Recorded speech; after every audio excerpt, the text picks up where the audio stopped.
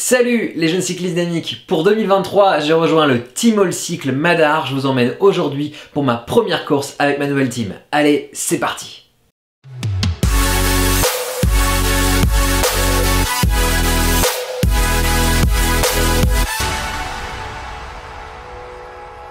Aujourd'hui, on est dimanche 5 mars, c'est la première course de la saison, ça se passe à Satori. Je vous emmène sur ma journée.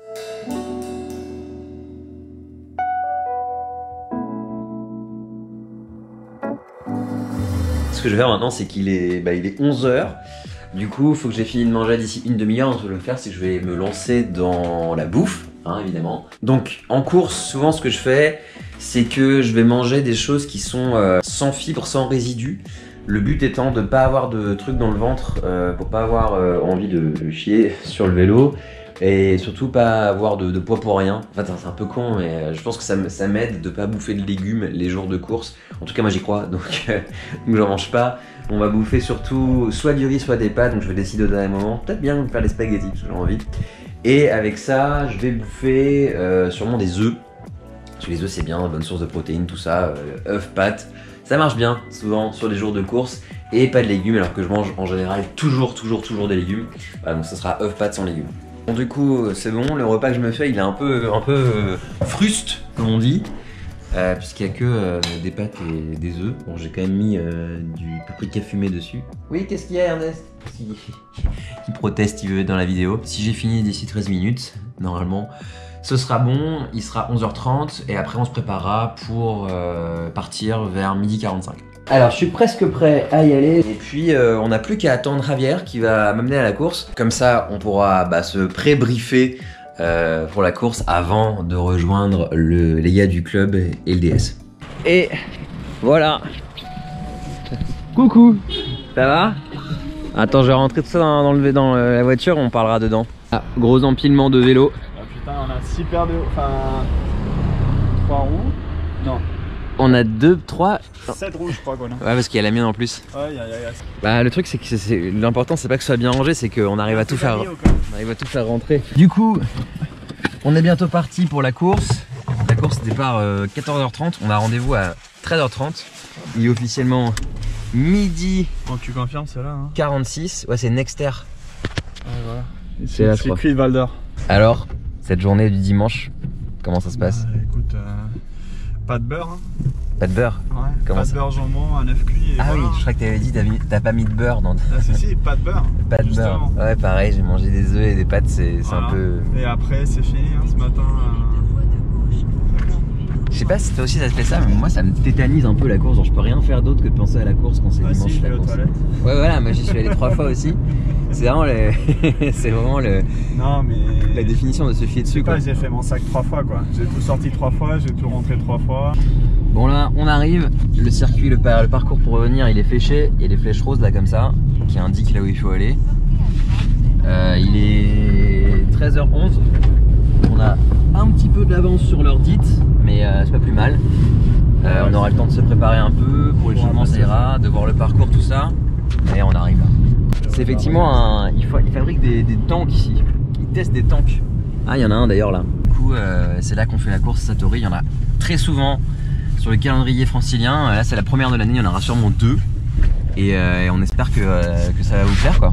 Donc là on va arriver là-bas. Vu qu'il y a 140 coureurs au départ, à mon avis ça va être blindé, donc il va falloir vite trouver une place correcte.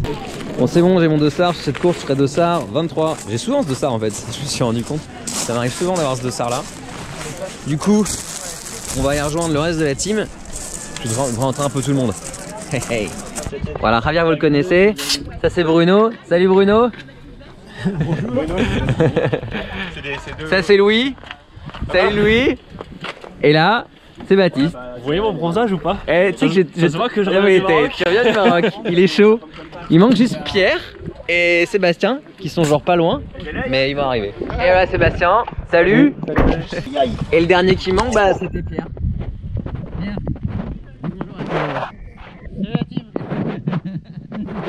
C'est bon, on est tous là. Donc aujourd'hui on est 1, 2, 3, 4, 5, 6. Donc aujourd'hui on est 6 et nous voilà au départ de cette course de Satori. On est le 5 mars 2023. C'est la première course de l'année, du coup c'est plutôt une course de réglage pour moi et pour mes coéquipiers. Le but est surtout d'arriver au bout, de voir un petit peu qui sont les mecs forts et de ne pas tomber sur un os, de ne pas chuter. Parce qu'aujourd'hui, au départ, il y a plus de 140 coureurs. C'est un gros peloton sur ce circuit de Satori. C'est un circuit d'ailleurs que vous connaissez bien puisque c'est peut-être la 4e vidéo sur ce circuit de 4 km et demi qu'on connaît bien avec sa petite épingle dans un béton dégueulasse. La relance qui, cette année, était très exposée au vent parce qu'ils ont ratiboisé complètement le petit bosquet qu'il y avait précédemment sur le bord droit de la route. Du coup là, il y a eu des petits effets de bordure. Alors la ligne droite, elle est relativement courte, elle va faire 1 km de long. Donc rien de grave, hein, rien à risquer vraiment, il n'y avait pas moyen de vraiment faire exploser le peloton sur cette ligne droite. En revanche, voilà, il fallait quand même se faufiler, se cacher, comme je le fais tout de suite là, en me foutant sur la gauche du coureur qui est à ma droite. Voilà, donc ça, il fallait quand même se placer correctement pour éviter de trop être dans la micro-bordure hein, dans cette ligne droite. Juste après, on a un virage en S, que vous connaissez aussi assez bien. La meilleure position, c'était au niveau de la ligne centrale. Là, je suis trop à l'intérieur, je me fais passer par un coureur de Saint-Michel-Aubert là, qui essaie de nous griller la place. Malheureusement, il doit s'arrêter quasiment un peu comme moi. Du coup, subir une relance un petit peu plus violente. Regardez, on voit très bien à cet endroit de la course, dans le virage relevé, ce qu'il en est de la longueur du peloton. Là, regardez à l'avant, on voit l'avant qui est très loin. Les mecs sont au moins 500 mètres devant et il y a des gars qui sont 150 mètres derrière. J'aime beaucoup ce parcours de Satori pour plusieurs raisons. Déjà pour les spectateurs, c'est super parce que en se posant à un seul point de vue, on voit passer les coureurs 3 ou 4 fois, donc c'est vraiment pas mal. Et ce que j'aime aussi beaucoup en tant que coureur, c'est qu'on peut vraiment bien voir le déroulement de la course. Ça va être super pour cette vidéo. Vous allez voir, on va vraiment comprendre comment se décante la course, les moments importants de cette course. On va pouvoir comprendre exactement comment la victoire s'est jouée aujourd'hui à Satori. Il y a un truc que j'ai vraiment, sur lequel j'étais vraiment agréablement surpris, c'est qu'au passage sur les pavés, là il y a des pavés qui sont particulièrement mauvais, ils dépassent vraiment de la route. Le vélo s'est super bien comporté. Cette année, j'ai un Yadigo Hero à disque. J'avais un peu peur que par rapport au Yadigo Hero ICR, il se comporte un peu moins bien sur tout ce qui était mauvaise surface. Et en fait, grâce aux pneus Continental GP5000 que j'ai monté dessus et aux roues Evoride qui ont des sections très larges, ça me permet de rouler avec une pression autour des 5 bars et donc de passer les pavés super bien. Je sentais rien sur le vélo, c'était vraiment super quoi. Je pouvais vraiment gagner des places en continuant à pédaler dans cette partie pavée, donc c'est vraiment très chouette. Quand le matériel te donne un petit avantage, ça fait toujours plaisir. Et là, on arrive dans la fameuse cuvette, la grande singularité de ce circuit de Satori, donc pleine bourre dans la descente, et après il faut passer ce passage assez raide, j'ai même envie de dire très raide, à chaque fois, donc chaque tour, on devait vraiment presque passer à fond sur ce passage-là. Là, le pourcentage en bas à gauche, vous pouvez le voir défiler, ça n'affiche encore que 7%, mais en réalité, la pente maximale est autour des 18% dans ce radar de Satori. Regardez, pouf, on y arrive, 19%. Oh là là, c'est un truc de fou. Franchement, c'est très raide. On dirait pas comme ça, mais c'est particulièrement raide. Il faut vraiment passer à bloc. Regardez, d'ailleurs, ça fait des dégâts. Hein. Les coureurs derrière moi, on les voit, ils grimacent. Ils savent qu'on va devoir passer 26 fois sur ce radar. Et rien que d'y penser, ça fait flipper. Cette partie plate, juste après la cuvette, c'est là où vous pouvez se faire des différences. Pas ici au premier tour, mais il y a quand même moyen d'utiliser cette partie-là pour tenter de partir en échappée, quoi. Au premier tour, là, je me sens bien, je me dis ok, bon voilà, on reste dans le paquet, on a fait le premier petit effort, c'est pas facile, mais tout va bien, je suis dans le peloton, en plus il roule pas très vite, là, super.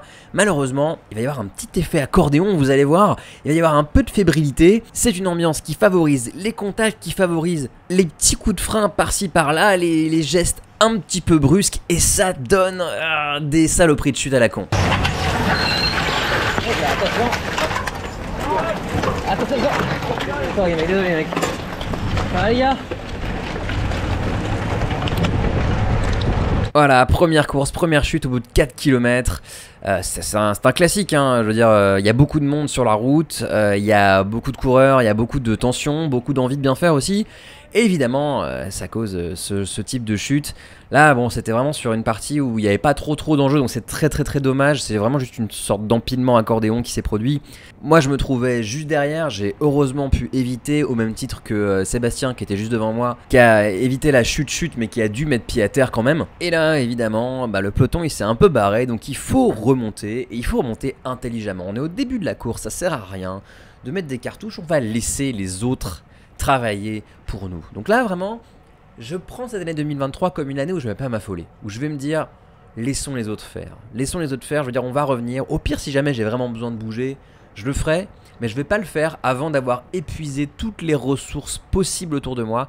Et les ressources possibles autour de moi, ce sont d'autres coureurs. Là, par exemple, ce coureur de métro qui fait l'effort pour revenir, qui va boucher le trou pour nous, qui va être aidé par le coureur qui est à sa droite, de l'UC1, je crois. Enfin bref, là, je suis vraiment dans une position où c'est génial. Je me fais ramener sur le peloton tranquillement, j'ai rien à faire. L'effort, j'ai pas besoin de le fournir. Et je vais essayer de récupérer des places gratuitement. Donc récupérer des places gratuitement, dans mon langage, ça va être poursuivre l'effort. Un effort jouable, je veux dire I3, I2, hein, vraiment juste de quoi rentrer dans le peloton tranquillement. Et après, utiliser ma vitesse acquise pour dépasser les mecs en entrée de virage et ressortir du virage en ayant gagné quelques places. Je vous montre ma position, très à l'arrière du peloton, il doit y avoir une dizaine de mecs derrière moi. Et je vais vous montrer ma position après le passage du virage. Donc là, je vais venir à l'intérieur, dépasser des coureurs. Hop là, je me glisse bien, sans déranger, hein, proprement. Et regardez derrière moi, hop. Bah ça y est, il y a une vingtaine, voire une trentaine de coureurs. J'ai gagné des positions. Tout ça en fournissant un effort minimal. Hein, vraiment un effort, l'effort le plus light que je pouvais faire pour pouvoir me placer dans cette position. Là, ici à la relance, c'est facile. C'était pas une grosse relance. Hein, je me suis bien régalé. Et là derrière, comme au tour précédent, on va avoir une micro-bordure qui va se former, mais en face, le peloton étant plus ou moins face au vent, va s'écraser sur le vent, on va pouvoir rentrer tranquillement dans le peloton. Alors fin de ce court instant de frayeur après la chute, je vous donne rendez-vous peu après la mi-course sur cette course de Satory 2023. Et pourquoi je vais vous amener au 62e kilomètre, vous allez me demander? Eh bien, je vais vous demander de regarder un truc. Sur la droite de l'écran, en bas à droite de l'écran, il y a une jauge qui s'appelle RPM, qui est la jauge de cadence de pédalage. Et là, en fait, ce qui va se passer, c'est que je vais être contraint à utiliser une cadence de pédalage très très faible, 55 RPM, 50 RPM, 49 RPM. Là, c'est bizarre, je me dis, mais c'est marrant, cette côte, elle est vachement plus dure que sur les tours précédents. Et là, je commence à regarder, je me rends compte que ma chaîne ne monte plus sur les pignons les plus élevés. Et je comprends que j'ai un problème de dérailleur. Du coup, je me dis, bon je vais essayer de passer le petit plateau pour les prochains tours. En fait, je passe le petit plateau. Donc là, ça se voit, je suis à 110 RPM. Et je peux plus repasser le grand plateau. En fait, ce qui se passe, ce que je suis en train de comprendre, ce qui se passe, c'est que je n'ai plus de batterie dans mon dérailleur. C'est la deuxième fois depuis que j'utilise un dérailleur électronique que j'ai des problèmes de batterie. En fait, j'ai mal vérifié le témoin de batterie. J'ai pensé avoir de la batterie, j'ai mal vérifié. Je l'ai mis en mode Bluetooth en croyant le mettre en témoin de batterie. Du coup, je me retrouve pour le reste de la course sur le petit plateau. Ce qui veut dire globalement que je ne peux plus vraiment participer à des tentatives d'échapper. Je peux en revanche bien tenir dans la bosse, puisque en théorie, je suis censé pouvoir remonter jusqu'au 39-30. Le problème, c'est que quand le DI2 n'a plus de batterie, il va rester dans le milieu de cassette. Donc je vais être globalement coincé entre le 13 dents et le 17 dents, je crois. Et ça, je vais le signaler à Baptiste à ma droite. En parlant de Baptiste, je vais vous parler un petit peu de l'équipe. État des lieux du team à ce moment-là de la course au 65e kilomètre. On a déjà eu 2 abandons sur crevaison avec Javier et Louis qui ont percé tous les deux. Sébastien, hors de forme, a dû abandonner, celui qui a été pris dans la chute au tout début. Il ne reste plus en course que Baptiste qui est juste devant, là, on le voit à l'écran, Pierre et moi-même. Baptiste m'a confié que ça allait être un petit peu compliqué. Moi, j'ai une panne de DI2, du coup, il ne reste plus que Pierre finalement pour pouvoir faire un bon résultat pour le Team All Cycle. Mais c'est pas grave, je vais quand même pouvoir vous parler de comment s'est déroulée la course. Je vais vous demander de regarder sur la gauche de l'écran, il y a la voiture. La voiture elle est juste devant le premier échelon de course et vous allez voir qu'il y a une échappée qui va se détacher à la relance. Là voilà, pof, on vient de la voir. Cette échappée, c'est la première échappée sérieuse qui arrive assez proche de l'arrivée de la course. Là, la course va se terminer dans à peu près 30-35 km. Dans cette échappée, il y a 4 coureurs, 2 coureurs du PAC 95, un coureur du l'US Métro et un coureur de la Feuilly Cyclisme. Métro et le PAC, ce sont des équipes qui sont plutôt bien représentées aujourd'hui, donc c'est pour ça aussi que ça a donné beaucoup d'avance à cette échappée grâce à la protection qu'a pu procurer le reste de leurs équipes. Et là, regardez ma position, je suis dégoûté de ne pas avoir le grand braquet parce qu'à l'endroit où je me trouve, c'est vraiment parfait pour lancer un contre. Regardez, là, tout le monde se regarde, là, ça aurait été génial de lancer un contre à ce moment-là. Mais voilà, pas de grand plateau, pas de contre. Dans la cuvette, comme ma chaîne ne remonte pas au-delà du 17 dents, regardez, je suis quand même en train de tirer comme un malade pour pouvoir passer le radar à chaque fois. Du coup, j'ai tenté un peu des techniques, passer par l'extérieur qui est un petit peu moins pentu, et en plus on peut être pris en photo, donc c'est cool. Mais voilà, arrivé au 86e kilomètre, j'étais un peu condamné à rester tout le temps derrière. Et regardez, en restant derrière, contrairement à ce qu'on pense habituellement, en fait ça m'a permis d'éviter une chute, vous allez voir, juste devant. Il y a un gars qui va rater un bidon et ça va faire un gros carnage. Attention les gars. Mec, désolé. Cette chute, c'est un peu le tournant de cette fin de course. Vous allez comprendre pourquoi je vous dis ça. Pourquoi c'est le tournant?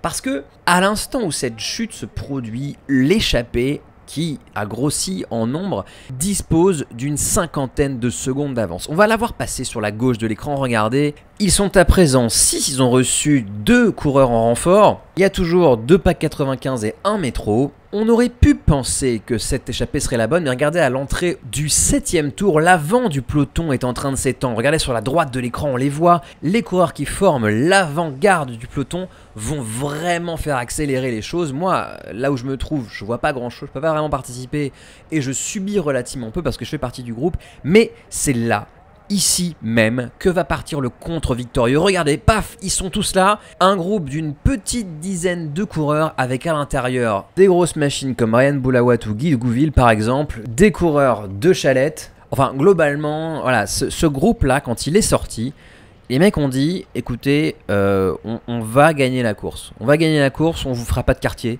Et si vous suivez pas, c'est votre problème. Nous, on est parti pour gagner. Comme on n'a pas pu réagir avec Pierre de mon club qui est sur la droite, là, qui se met en danseuse, là, ce qu'on va faire, c'est qu'on va quand même essayer de faire accélérer notre groupe, sachant que dans ce groupe, il y a plein d'équipiers, de coureurs déjà en contre ou en échappée. Du coup, ça allait pas être une mince affaire. Mais bon, je me dis, bon, ça fait faire un effort quand même. On est à 10 km de l'arrivée, je pense qu'il n'y a rien à perdre à faire un petit effort, à essayer d'emmener ce peloton. Le problème, c'est que typiquement, mon problème de DI2, niveau braquet, je suis assez limité, quoi. Dès qu'on roule à plus de, je sais pas, 45 km/h, j'ai plus la possibilité de faire accélérer mon vélo du fait du manque de braquet, quoi. Vous allez comprendre direct, dès que je vais prendre le relais sur la droite de Pierre, ce dont je veux parler. Regardez la fréquence de pédalage en bas à droite, on est à 100 RPM, à 240 watts. Donc c'est là en vrai pour faire rouler un peloton normalement on a besoin de beaucoup plus de puissance et là regardez on est à 35-34 km/h avec le vent dans le dos. Je suis à 100 RPM. Là dans la roue de Pierre ça suffit même pas quoi. Petit point concernant la tête de la course, regardez, le contre a rattrapé l'échappée en un tour et demi, 2 tours, ils ont récupéré 50 secondes sur l'échappée. Franchement, grosse performance du groupe de contre, ok ils étaient nombreux mais ils ont quand même bien coopéré pour récupérer cette échappée et pouvoir maintenant disputer la victoire. C'est un groupe de 24 coureurs qui va se disputer la victoire à l'avant. Pendant ce temps, avec mes trop gros braquets, mes trop petits braquets, je suis en pleine séance de force vélocité. Regardez, 45 RPM, 44 RPM, 43. Je crois qu'on va descendre au niveau des 40, quasiment à chaque passage sur ce radar à 19%. Je peux vous dire que c'était pas agréable du tout. Mais bon, franchement, ça allait. Le rythme était tout à fait correct. Je me savais capable de rallier l'arrivée sans... Enfin, si jamais... À moins qu'il y ait une accélération franche et nette, là, auquel cas, j'aurais peut-être souffert un petit peu. Mais là, globalement, on est tous OK pour arriver tranquillement, nous acheminer tranquillement vers l'arrivée et couper la ligne dans la place qui nous sera attribuée. Il faut savoir qu'ici, on joue dans ce groupe la 25e place. On a aussi des coureurs qui ont un tour de retard. Mais voilà, dans ce groupe-là, on joue la 25e place. On vient de passer la cloche, c'est-à-dire le moment où on est dans le dernier tour avant l'arrivée. On fait partie du groupe débattu, du coup on est avec l'énergie débattue. Ce qui est sympa, c'est qu'on va quand même pouvoir voir l'arrivée aux premières loges. Regardez, on va les voir à l'écran, les deux qui se sont extraits du groupe de contre. C'est Cyprien Guillemot de l'UV Aube et Bastien Devido du Guidon Provinois. Le duel tournera à l'avantage de Cyprien. Bravo à toi, mec. Allez, petit débrief dans la voiture au retour. Ah, j'ai mal aux jambes. T'as mal aux jambes? Une course un peu, enfin pour le club, un peu en demi-teinte, hein, parce que on a eu deux crevaisons, Louis et Javier qui ont crevé tous les deux. Voilà, et Louis en plus il a dû avoir tellement les boules aussi comme toi là. Bah lui il a crevé deux fois. Il a crevé le week-end dernier et aujourd'hui. Oh le mec, il faut qu'il change de pneu, il faut qu'il arrête, il change de marque. On s'est retrouvé du coup à la fin, on n'était plus que deux, parce que Baptiste a galéré, il a abandonné du coup à Baptiste. Ouais, il a lâché, Sébastien aussi. Et bah voilà quoi, hein. Il n'y avait pas grand monde, hein. Malheureusement. Et après, Pierre, il a tenté un coup à la fin. Genre en mode, il est sorti tout seul d'abord, ils se sont retrouvés à 4 pour être dans un groupe de contre du contre. Et Non, Pierre il était bien. Il a il juste était couru fort. à contre-temps. Ouais, c'est dommage. Et souvent, il démarrait, mais très tard, alors que les mecs étaient déjà loin. Ouais. C'est dommage. Parce qu'il a bien tenu après, hein. Mais il a couru à contre-temps. Ouais, bah il a un. La bonne était déjà partie, hein, mais. Franchement, il a un seuil qui est pas mal là. Il est costaud aussi. Ça va être un super bon élément cette année. Ça, c'est cool. Et puis pour ce qui me concerne, bah.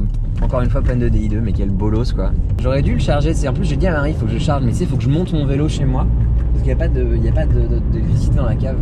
Ah, Du coup, là, je pense que je vais le faire avant chaque course maintenant. Enfin, genre, il y a vraiment aucun moi, je doute. l'ai fait hier. Hein.